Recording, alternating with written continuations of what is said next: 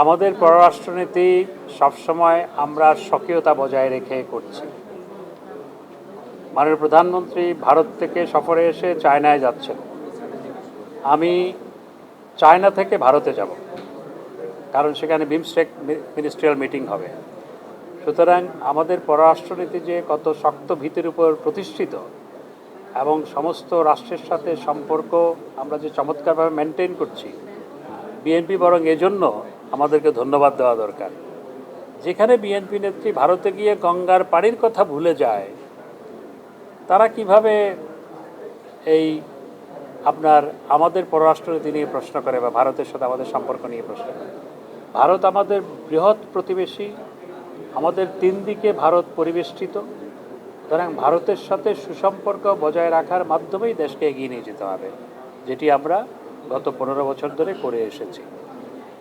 BNP যখন ক্ষমতায় ছিল, তখন বিএনপি বাংলাদেশকে ভারতীয় পণ্যের বাজারে রূপান্তরিত করেছিল। এই যে সিএনজি ট্যাক্সি চলে, এগুলো অবাধে আসা শুরু হয় কখন? বিএনপি যখন ক্ষমতায়।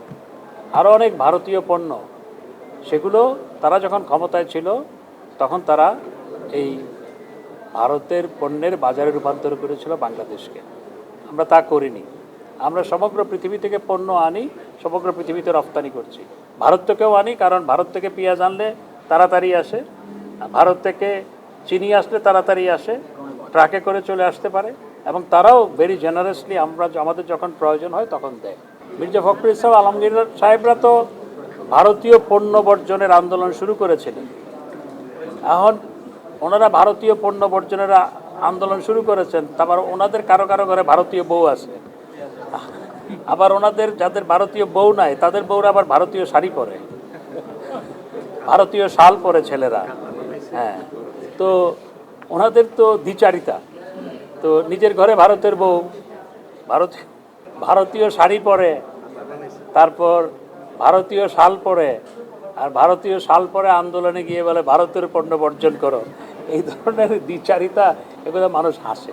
বিএনপির দুর্নীতির বিরুদ্ধে বক্তব্যটাই হাস্যকর এবং কৌতুক, কারণ তাদের ভারপ্রাপ্ত চেয়ারম্যান দুর্নীতির দায়ে সাজাপ্রাপ্ত আসামি, তাদের চেয়ারপারসন বেগম খালেদা জিয়া তিনিও দুর্নীতির দায়ে সাজাপ্রাপ্ত আসামি, এবং তারা যখন ক্ষমতায় ছিলেন তখন পরপর 5 বার দুর্নীতিতে বাংলাদেশ চ্যাম্পিয়ন হয়েছিল।